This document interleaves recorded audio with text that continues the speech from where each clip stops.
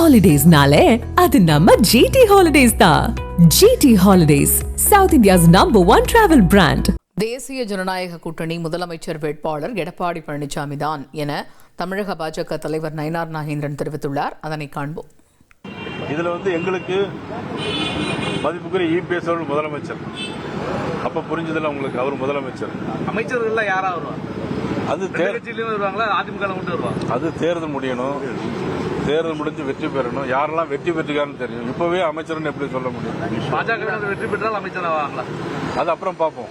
பாஜக தரப்புல இருந்து அமைச்சரவையில பங்கு வேணும்னு ஒரு அழுத்தம் கொடுக்கறதா ஒரு தகவல் இருக்கு. நாங்க இதுவரைக்கும் அந்த மாதிரி எந்த அழுத்தமும் யாருக்கும் கொடுக்கல. 40 இடங்களா 50 இடங்களா சார்? அது உறுதி பண்ண உடனே உங்களுக்கு கண்டிப்பா நாங்க சொல்லிடுவோம். 50 இடங்கள் கன்ஃபார்ம்.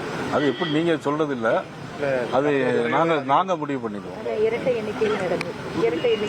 அதாவது இரட்டை எண்ணிக்கையில் பாரதிய ஜனதா கட்சியினுடைய சட்டமன்ற உறுப்பினர் சட்டமன்றத்தில் செல்வார்.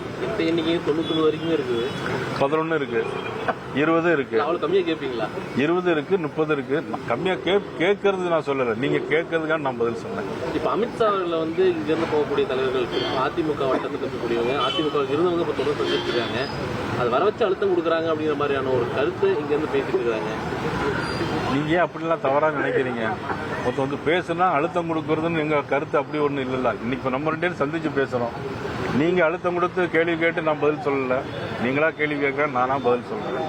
இதுல ஒருத்தர் சந்திக்கும் போது பல நேரங்களில் பல காலங்களில் மதிப்புக்குரிய உள்துறை அமைச்சரையும் நமது மதிப்புக்குரிய நிதி அமைச்சர் நிர்மலா சீதாராமன் அவர்களையும் பல விஷயங்களாக சந்திச்சிருக்காங்க. தேமுதிக மாநாட்டில் கூட்டணி உறுதி செஞ்சு விட்டோம், இப்ப அறிவிக்க மாட்டாங்க சொல்லியிருக்காங்க. உங்க தரப்புல அழைப்பு கொடுப்பீங்களா சார்? அவங்க இப்ப சொல்ல மாட்டேன்னு சொல்லியிருக்காங்கல்ல. அழைப்பு ஏதாவது அவங்க வந்த பிறகு நம்ம சொல்லிருக்கலாம். அவங்க சொன்ன பிறகு நம்மளுடைய அது முடிவு சொல்லிருக்கலாம். இல்ல தேசிய ஜனநாயக கூட்டணியில இருந்து தேமுதிகவுடன் ஏதாவது கூட்டணி தொடர்பான பேச்சுவார்த்தைகள் இதுவரைக்கும் நடத்தப்பட்டிருக்கா? இதுவரைக்கும் நடத்தப்படவில்லை. இனிமேல் இப்பொழுதுதான், அதாவது தமிழகத்தில் தேசிய ஜனநாயக கூட்டணி கட்சி தலைவராக அண்ணன் இபிஎஸ் அவர்கள் இருக்கிறார். முதலாக இப்பொழுது நீங்கெல்லாம் ரொம்ப ஆர்வமா எதிர்பார்த்துட்டு இருந்தீங்க. நீங்க என்ன சொன்னீங்க? எல்லாரும் உங்களை விட்டு போயிட்டு இருக்காங்களே அப்படின்னு கேட்டு ரொம்ப வருத்தப்பட்டு இருந்தீங்க. இப்ப எல்லாரும் ஒன்னொன்னா வந்துகிட்டு இருக்காங்க. முதல் கட்டமா மதிப்புக்குரிய அன்புமணி ராமதாஸ் வந்திருக்கிறாங்க. அடுத்தது பொங்கல் முடியட்டும், தை பிறந்தால் வழி பிறக்கும். இதுல எங்களுக்கு மதிப்புக்குரிய இபிஎஸ் அப்போ பராசக்தி படம் ரிலீஸ் ஆனது முதலமைச்சருக்கு தெரியாதா? பராசக்தி எப்படி சென்சார் போர்டு ரிலீஸ் பண்ணாங்க? எப்படி? அதாவது இடி, ஐடி, சென்சார் போர்டு அப்படின்னு சொல்லி ஆயத்தை எடுத்துன்னு சொல்லியிருக்காங்க. அப்படின்னா பராசக்தி மட்டும் எப்படி ரிலீஸ் பண்ணிச்சு? பராசக்தி யாருடைய படம்? அதுக்கே வசனங்கள் கட் பண்ணிட்டு கொடுத்திருக்காங்க. எப்படி ரிலீஸ் ஆச்சு? அது மட்டும் சொல்ல முடியல. காஷ்மீர்